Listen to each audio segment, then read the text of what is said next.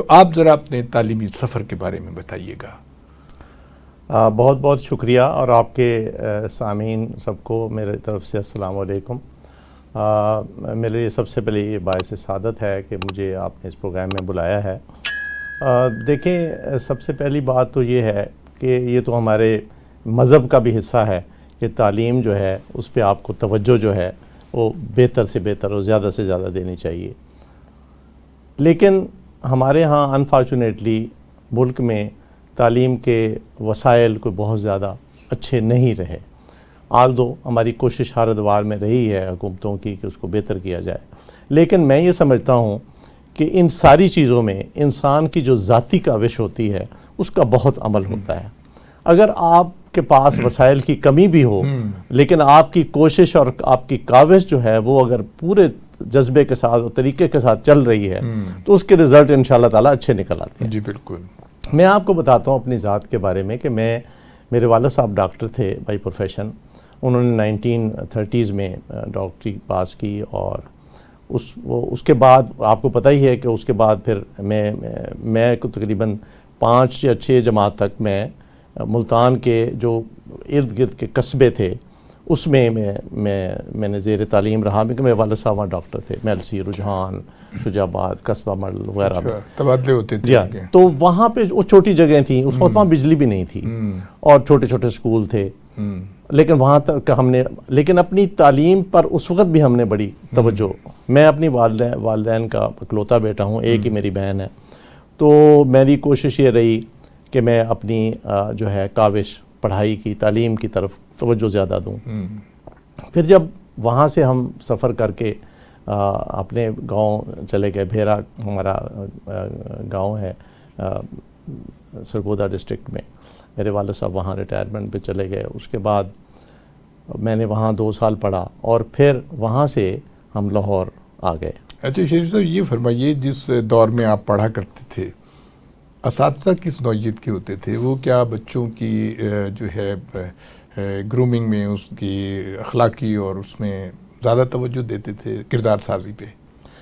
دیکھیں جی، اساتذہ اس وقت کے جو تھے نا، وہ آج کے اساتذہ سے ذرا مختلف تھے۔ جی، ایک تو یہ تھا کہ ان کو میں کسی قسم کا لالچ نہیں تھا، وہ صرف اور صرف تعلیم جو ان کے سپرد تھا کام، اس کو پہنچانے کا کام کرتے تھے، اور اس کے علاوہ وہ جہاں کہیں دیکھتے تھے کہ اس بچے میں کسی چیز کے ہاں بہتری ہے تو اس پر فوراً توجہ دیتے تھے۔ فار ایگزامپل میں اپنی بات ہی عرض کرتا ہوں کہ مجھے ڈیبیٹنگ کا بڑا شوق تھا، تو مجھے 5ویں جماعت سے ہی ہمارے جو ٹیچرز تھے انہوں نے کہا کہ یار تم کو تھوڑا سا بولا کرو۔ تو پھر اس طریقے سے آپ جو صبح کے وقت جو ہے ہوتی تھی کلاس وغیرہ شروع، اس میں کچھ تھوڑی سی بات کر لیا کرو۔ تو یہ وہ لوگ ہمیں، وہ ہمارے اساتذہ جو تھے ہمیں انکریج کرتے تھے، اور پھر اگر کوئی ہماری خامی ہوتی تھی تو ہمیں باقاعدہ کلاس کے بعد بلا کے کہتے تھے کہ بیٹا آپ اس پہ توجہ کریں۔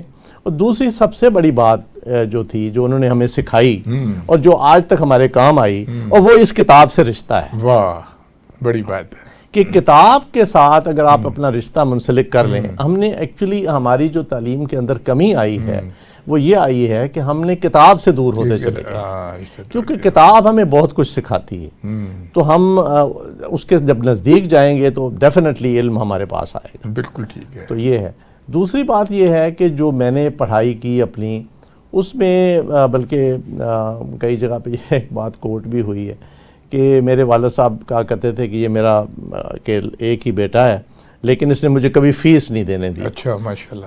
کیونکہ میں نے 8ویں جماعت میں ہمارا ورنیکولر فائنل کا امتحان اس زمانے میں ہوتا تھا، تو اس میں میرا اسکالرشپ تھا، میٹرک میں میرا اسکالرشپ تھا، اور پھر ایف ایس سی میں میرا اسکالرشپ تھا۔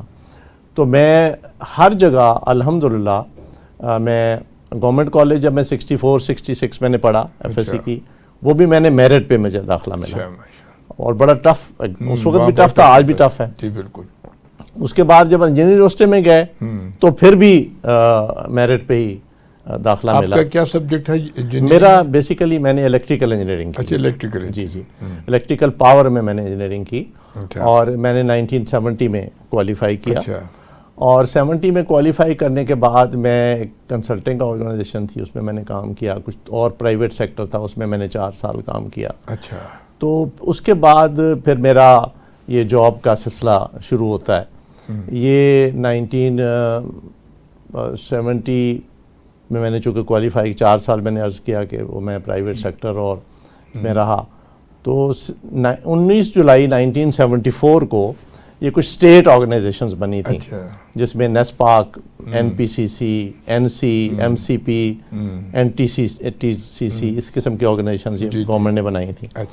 تو یہ 19 جولائی کو ہم ایک آرگنائزیشن ہے جس کا نام ہے نیشنل پاور کنسٹرکشن کارپوریشن. یہ این پی سی سی ہم extra high voltage grid station اور ٹرانسمیشن لائنز کا کام کرتے ہیں. تو اس دن یہ آرگنائزیشن بنی تھی 19 جولائی کو, اور اسی دن کا میرا اپوائنٹمنٹ لیٹر ہے. میں نے اس آرگنائزیشن کو جوائن کیا ایز سینئر انجینئر. اچھا. تو کیونکہ 4 سال کا میرا ایکسپیرینس تھا.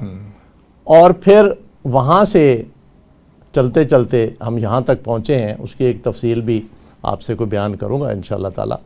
وہ یوں ہے کہ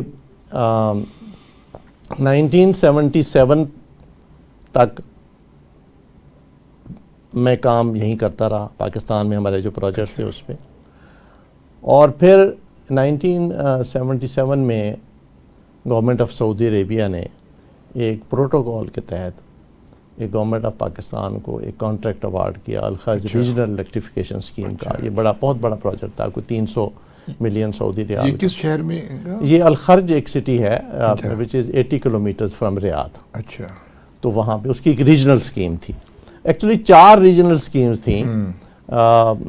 ایک انہوں نے دی تائیوان کو, ایک انہوں نے دی کوریا کو, اور ایک انہوں نے انڈیا کو دی, اور ایک ہمیں دی. تو ہم نے وہ بڑا, جب وہ ہوا تو اس کی وہ بڈ وغیرہ میں نے پریپیئر کی تھی. پھر 1979 میں جب وہ کام بڑھنے لگا اس میں کافی, تو پھر گورنمنٹ نے مجھے وہاں بھیج دیا. تو میں وہاں سعودی عربیہ چلا گیا. وہاں میں کام کرتا رہا اس پروجیکٹ کے اوپر. 81 میں تقریباً ختم ہوا. پھر آگے اور پروجیکٹس مل گئے, وہاں کام کرتا رہا. تو میں نے کافی زندگی کا حصہ جو ہے وہ اپنا وہ سعودی عرب میں گزارا. اس دوران یہ بھی ہوا ہے کہ میری پروموشن ہو گئی تو پھر میں ہیڈ آفس آ گیا. پھر کوئی بہت بڑا پروجیکٹ آیا تو پھر مجھے انہوں نے پوسٹ کر دیا. تو یہ آنے جانے کا سفر جو ہے یہ بڑا رہا. جی شریف صاحب, آپ اس کی تفصیل بتائیے گا.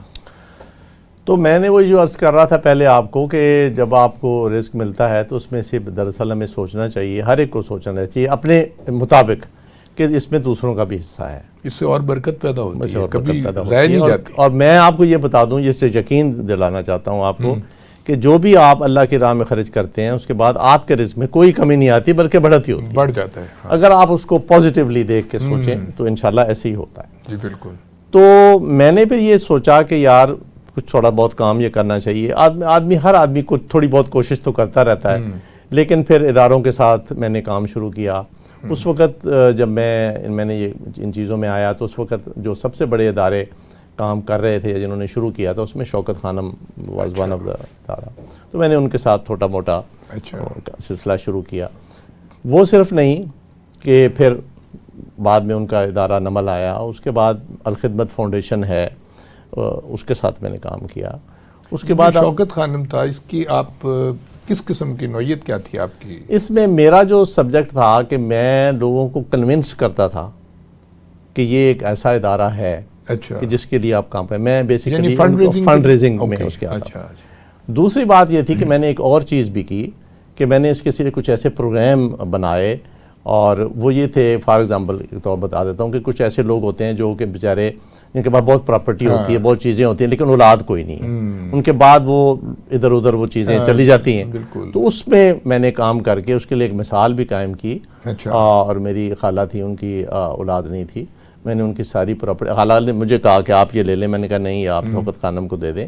تو وہ ہم نے ان کو زندگی میں ان کو جائیداد دے دی. اس میں سے کچھ جائیداد جس میں وہ رہ رہی تھیں وہ واپس شوکت خانم نے ان کو لیز پہ دے دی.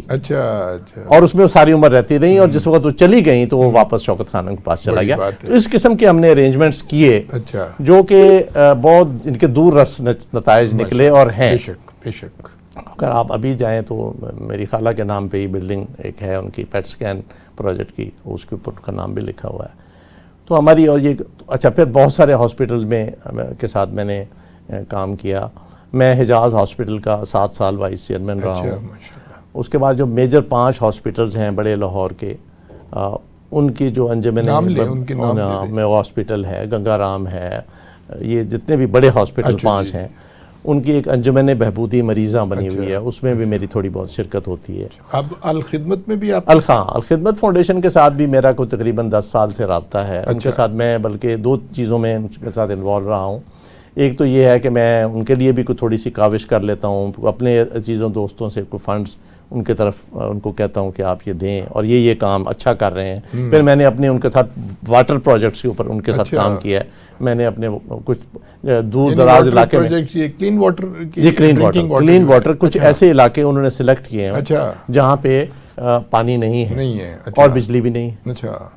تو وہ تقریباً اس وقت 5 لاکھ روپے کا ایک یونٹ آتا تھا, جس میں ہم ان کو سیلف سفیشینٹ وہ یونٹ ہوتا تھا کہ سولر کے ذریعے کرتا تھا. وہ ہم کرتے رہے, وہ کافی ہم نے پروجیکٹس کیے, سندھ میں بھی کیے اور فرنٹیئر میں بھی ہم نے کیے. اچھا شریف صاحب, کیونکہ یہ تعلیم کا پروگرام ہے اور آپ کا ایک بڑا رابطہ ہے, اسکالرشپ آپ ڈیزرونگ اسٹوڈنٹس کو دیتے ہیں, اس کے بارے میں ذرا بچوں کو بتائیے ہمارے. وہ یوں ہے جی کہ جب ہم 66 ہمارا 66 UET تھی, جب ہم 66 کلاس میں گئے تھے انجین یونیورسٹی میں, 77 کوالیفائی کیے, تو اس کے بعد ہم نے کوئی تقریباً 20 سال پہلے ہم دوستوں نے مل کے ایک 66 UET کلب بنایا, جس میں ہم ہر مہینے پہلے تو سال بعد بیٹھتے تھے, پھر اس کا ایک انر سرکل بنایا کہ ہر مہینے بیٹھنا شروع کیا. جب وہ بیٹھنا شروع کیا تو ہم نے یہ فیصلہ کیا کہ بھائی کوئی نیکی کا کام بھی کرنا چاہیے. پہلے تو لوگ کہتے رہے کہ نہیں یار ہر بندہ ہی کر رہا ہے, نیکی تو کرنے دو اپنے طور پہ. میں نے کہا نہیں, کوئی ایسا نام رہنا چاہیے کہ ہم لوگ ایک کلاس تھے تو کہ لوگوں کے لیے مثال بنے. تو وہ ہمارے 6 دوست تھے, جن ہم 6 سے 10 تقریباً دوست ٹوٹل بنتے ہیں. انہوں نے ہم نے مل کے ایک 66 اسکالرشپ فاؤنڈیشن ہم نے بنائی. یہ کو آج سے 7-8 سال پہلے ہم نے بنائی تھی. پروسیس بڑا لمبا ہے, NGO کو بنانا, ان کے لیے فلانتھرپی سے رجسٹریشن کرانا, پھر ٹیکس ایگزمپشن لینا, کافی لمبا کام ہوتا ہے. وہ ہمارا ہو گیا سارا کچھ سلسلہ. اس میں ہم آگے اپنی 4 بچیوں کو ڈائریکٹر کو اس لیے لے کے آئے ہیں کہ ظاہر ہے ہم نے بھی ہر ایک نے چلے جانا ہے, وہ سلسلہ جو ہے کہیں رک نہ جائے, وہ چلتا رہے. تو وہ الحمدللہ چل رہا ہے بہت اچھا. اس میں ہم تقریباً 1000 اسکالرشپ دے چکے ہیں. یہ کس لیول کے بچوں کو دیتے ہیں؟ یہ تقریباً ہر لیول کے بچے کے ہیں, لیکن ہم بیسیکلی ٹیکنیکل لیول پہ کرتے ہیں. فار ایگزامپل ہم نرسز کو دیتے ہیں, ہم ٹیکنیشینز جو ڈپلوما کرنا چاہتے ہیں ان کو دیتے ہیں, جو انجینئرز بننا چاہتے ہیں ان کو دیتے ہیں. تو چونکہ اس سے ہم تقریباً اس وقت تک کو 25 آرگنائزیشنز ہیں جن کو ہم یہ دے چکے ہیں اور دے رہے ہیں. اس کے لیے ہماری جو سائٹ ہے, اگر آپ کسی کو بھی دیکھنا ہو تو ہماری 66 اسکالرشپ فاؤنڈیشن کی سائٹ ہے. اس کو سائٹ کا نام ذرا بتا دیجیے. یہ 66 اسکالرشپ فاؤنڈیشن, اس پہ چلے جائیں اور گوگل پہ, اور انٹریکٹیو فارم ہے, وہاں پہ آپ فارم فل کریں. پیمنٹ زکوٰۃ سے ہوتی ہے, بیکاز زکوٰۃ کے فنڈ ہوتے ہیں. وہ ہمارے پھر ہم ایویلیوشن کرتے ہیں, ایک ہماری ٹیم ہے وہ ایویلیویٹ کرتی ہے اس کو اپلیکیشن کو کہ یہ بندہ زکوٰۃ سے کا مستحق ہے. اس کے بعد وہ انٹرویو کے لیے کال کرتے ہیں, اور فیسیلیٹیشن ہماری یہ ہے کہ جو انٹرویو کے لیے بچہ آتا ہے, چاہے وہ پاس ہو یا فیل ہو, ہم اس کو خرچہ بھی دے دیتے ہیں کہ بھائی تم آئے ہو, تمہارا خرچ ہو گیا, تم غریب تم نادار فیملی سے آتے ہیں. تو ایسے بچے, اس میں ایک چھوٹی سی مثال دینا چاہتا ہوں. تو ایک انٹرویو ایک صاحب بچے کا کیا, تو میں نے کہا کہ آپ کے والد صاحب کیا کرتے ہیں؟ انہوں نے کہا جی میرے والد صاحب کی دکان ہے. میں نے کہا جی کس چیز کی دکان ہے؟ کہتے جی پنچر کی دکان ہے. میں نے کہا پنکچر کی دکان کہاں ہے؟ کہنے لگے جی وہ گاؤں میں سے جو سڑک آتی ہے شہر کی طرف, اس کے نیچے درخت کے نیچے ان کی پنچر کی دکان. تو ایسے بچوں کو ہم نے اٹھایا ہے اور انہیں کیا. اور ہماری کچھ بچیاں ایسی بھی ہیں بڑی اچھی, اٹامک انرجی کمیشن میں ایک بچی کام کر رہی ہے جو کہ جس نے ہمارے اسکالرشپ لے کے پڑھا ہے. تو یہ بہت مثالیں ہیں الحمدللہ. وہ ہمارا جاری و ساری کام ہے. بلکہ میں کہوں گا آپ کے توسط سے, سامعین سے بھی, کہ جو لوگ اس میں دیکھنا چاہیں آپ اس میں جائیں, ہماری سائٹ پہ دیکھیں کہ ہم نے کیا کام کیا ہے. اور دونوں ہی اس کے پہلو ہیں. اگر آپ سمجھتے ہیں, پہلے ہمارا یہ تھا کہ ہم اس کی ساری جو فائنینسنگ تھی اپنے 66 گروپ سے ہی کر رہے تھے, لیکن ہمارے کام کو دیکھ کے الحمدللہ بہت سے باہر سے لوگوں نے بھی ہمیں یعنی آؤٹ سائڈ 66 بھی ہمیں انہوں نے فائنانس کرنا شروع کیا ہے. اب کی کتنی تعداد ہے تقریباً بچوں کی جن کو آپ دے چکے ہیں؟ اس وقت تقریباً 1000 ہے اچھا جن کو دے چکے ہیں. اچھا اچھا. اور تقریباً ہمارا ہر مہینے ہم 15 سے 20 بچوں کا انٹرویو کرتے ہیں ہر مہینے. اچھا. اور زیادہ بھی ہو جاتے ہیں, کئی دفعہ 40-50 پہ بھی تعداد پہنچ جاتی ہے. اور پھر یہ ہے کہ فیسیلیٹیشن ہم اس میں بہت کرتے ہیں ہم کو. اچھا, پھر ایک بات ہم نے اور بھی کی ہے, یعنی صرف یہ نہیں کرتے کہ ہم ان کو کہیں کہ آپ پڑھائی کا ہم خرچہ آپ کو دیں گے. ہم ایسے بچے بھی ہیں جو بیچارے ہاسٹل میں رہتے ہیں اور وہ کھانا افورڈ نہیں کر سکتے, ہم ان کو پھر سٹائپنڈ بھی دیتے ہیں. اچھا. وہ ڈپینڈ کرتا ہے کہ ان کی کیسی سچویشن ہے. مطلب یہ بہت بہت بہت عجیب ہمارے اس کے بعد مثالیں ہیں. اللہ تعالیٰ اس میں برکت ڈالے. جی ٹھیک ہے. اچھا اپنا شریفی صاحب, آپ نے بڑا ریسرچ ورک کیا ہے یہ سیفٹی کوڈ کے بارے میں دیکھ رہا ہوں. یہ جو آپ یہ دیکھیے آپ رکھیے. جی یہ میں آپ کو اس کے بارے میں ذرا ہمارے سامعین کو اور ناظرین کو بتائیے. یہ جی سر کیا ہے اس میں میں عرض کرنا چاہتا ہوں کہ جی پاکستان کی کوئی الیکٹریکل کی اور ٹیلی کمیونیکیشن کی کوئی سیفٹی کوڈ نہیں تھا.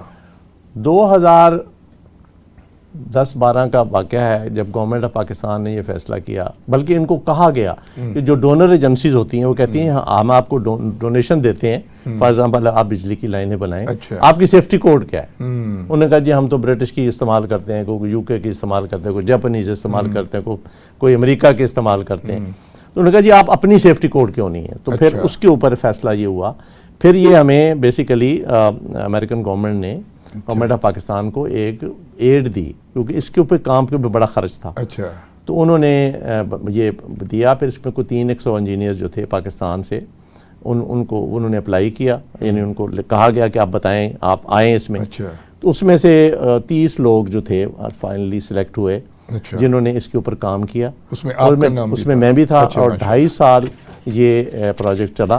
2.5 سال کے بعد یہ 2014 میں یہ کتاب جو تھی یہ safety code, this is the red book you can say of electrical and telecommunication safety. یہ کہاں اپلیکیبل ہوتی ہیں ساری چیزیں؟ یہ سارے جتنے بھی پروجیکٹس بنتے ہیں ان میں یہ اپلیکیبلٹی ہوتی ہے. And they can ask you کہ جی آپ بتائیں اس کی آپ فلانی, کوئی خدا نہ خاصا حادثہ ہو جائے تو وہ کہتے ہیں کہ یہ آپ نے فلانی کیئر جو تھی جس میں لکھی ہوئی وہ کی کہ نہیں کی. اگر نہیں ہو تو پھر فائن ہو سکتا ہے.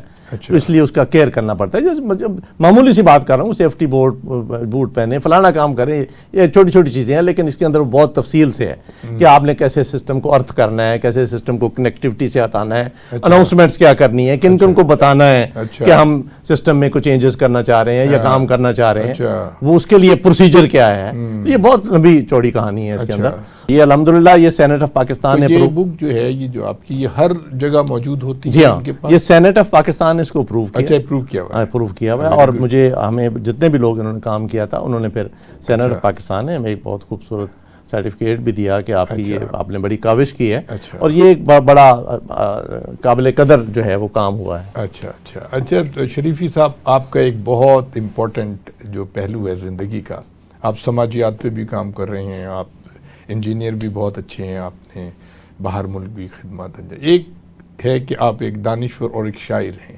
آپ کی شاعری کی بڑی دھومیں ہیں, سب لوگ کہتے ہیں آپ قادر الکلام شاعر ہیں, اور آپ کا بالکل منفرد ایک لب و لہجے کے شاعر ہیں. اپنی شاعری کے بارے میں یہ بتائیے, ابھی تک کتنے مجموعے آپ کے آ چکے ہیں اور کتنے آنے ہیں؟ بہت بہت شکریہ آپ کی توجہ کا اور محبت کا. دیکھیں یہ تو سامعین ہی بتا سکتے ہیں کہ میں کس قسم کا شاعر ہوں. میری کوشش ہے اپنی ہے. ریکگنیشن ہے آپ کی؟ جی الحمدللہ بہت ریکگنیشن ہے. میں تقریباً ملک باہر جا کے بہت سارے ملکوں میں, گلف میں بھی, یو کے, کینیڈا, یورپ میں بھی مشاعرے پڑھ چکا ہوں. اور میرا جو تھا کہ میری جو سب سے پہلی نظم جو تھی وہ راوی میں 1965 میں چھپی, گورنمنٹ کالج لاہور میں چھپی تھی. میں چھپنے کی بات کر رہا ہوں, یعنی آپ یہ کہہ رہا ہوں کہ جب تو پبلش آپ کب ہوئے, یہ بیسیکلی یہ چیز ہوتی ہے نا, اور وہ ریکارڈ پہ ہے میرے پاس. راوی میں چھپنا ایک بڑی عزت کی بات ہوتی تھی. راوی میں کوئی معمولی چیزیں تو نہیں. اس کے بعد پھر ہمارا ایک رسالہ ہوتا تھا پینکوما, یہ انجینئرنگ یونیورسٹی کا, اس میں میری چیزیں چھپتی رہیں. اس کے علاوہ اور اس وقت رسالے ہوتے تھے, قندیل تھا اور بہت ساری چیزیں تھیں, تو اس میں بھی چیزیں چھپتی تھیں. لیکن پھر باہر چلے گئے. باہر جا کے میں جیسے عرض کیا تھا پہلے کہ وہاں جناب جو مدینہ شریف جانے کا اتفاق ہوا تو وہاں سے نعت کی جو ہے وہ دولت ہمیں عطا ہوئی. اس کے علاوہ ہمیں بہت زیادہ جو ہے پھر وہاں وقت ہوتا تھا اور کئی دور افتادہ جگہوں پہ ہم ہوتے تھے. مطلب یہ ہے کہ وہاں پہ ہمارا کام ہی اس کے ساتھ ٹرانسمیشن لائن بنانا, تو وہاں پہ ہمیں کچھ جب ٹائم ملتا تھا تو مطالعے کا موقع مل جاتا تھا, تو وہاں پہ بھی کچھ برکت اس کے اندر آئی کام کیا اندر. تو پھر میں جب پاکستان واپس آیا تو مجھے دوستوں نے بہت کہا کہ بھئی آپ کی کتاب اس طرح بھی کوئی نہیں ہے. تو وہ پھر میری یہ پہلی کتاب جو ہے یہ یاد کے کنارے جو ہے یہ پہلی کتاب میری شائع ہوئی. یہ کوئی تقریباً اس کو بھی تقریباً 20 سال ہو گئے. اس کے بعد یہ دوسری کتاب میری آئی ہے, یہ پھر جاگتی نیند. اچھا, اس میں بھی غزلیں اور نظمیں دونوں چیزیں ہیں. جی ہاں. اور اس کے بعد پھر ایک نثری میں نے کتاب مرتب کی, یہ کرامت بخاری صاحب. یہ کیا ہے جی کرامت؟ یہ بیسیکلی کرامت بخاری ہمارے دوست ہیں, بڑے اچھے شاعر ہیں. ان کے اوپر مشاہیر نے اور معاصرین نے جو لکھا ہے مضامین ہیں, ان کو میں نے ایڈٹ کر کے پھر کمپائل کیا ہے. اس کا ایک سیکشن, اس کا ایک تو جو اس کا جو ہے ایڈیشن وہ ختم ہو چکا, اب دوسرا آ رہا ہے اور اس کے اوپر بھی کافی لوگ لکھ رہے ہیں. اس کے بعد ابھی میری یہ لیٹسٹ کتاب آئی ہے, اس میں صرف نظمیں ہیں. اچھا, نظموں کی کتاب لانا ذرا تھوڑا سا مشکل سا کام ہوتا ہے, کیونکہ اتنی نظمیں آپ کے پاس ہوں کہ آپ یہ لا سکیں. تو اس میں تقریباً 80 کے قریب نظمیں اس میں ہیں, اور اس میں ہر سبجیکٹ کے اوپر میں نے نظمیں کہی ہیں. اس کے بعد میری ایک 5ویں کتاب ہے رزق محبت, وہ اس وقت زیر ترتیب ہے اور انشاءاللہ تعالیٰ وہ جلد آ جائے گی. تو یہ میرا کام ہے جو میں نے کیا, اور اللہ تعالیٰ نے اس کے اندر بھی بڑی برکت ڈالی ہے. اور اس میں ایک میں نئے حلقوں میں بھی گیا ہوں اس کی وجہ سے, اور وہاں جا کے بھی جو ہے اللہ تعالیٰ نے عزت بھی دی ہے. آپ بہت شکریہ, آپ تشریف لائے, بڑا اچھا لگا آپ سے بات کرنا. خواتین و حضرات, ہارون عباسی کو اجازت دیجیے گا. بہت شکریہ.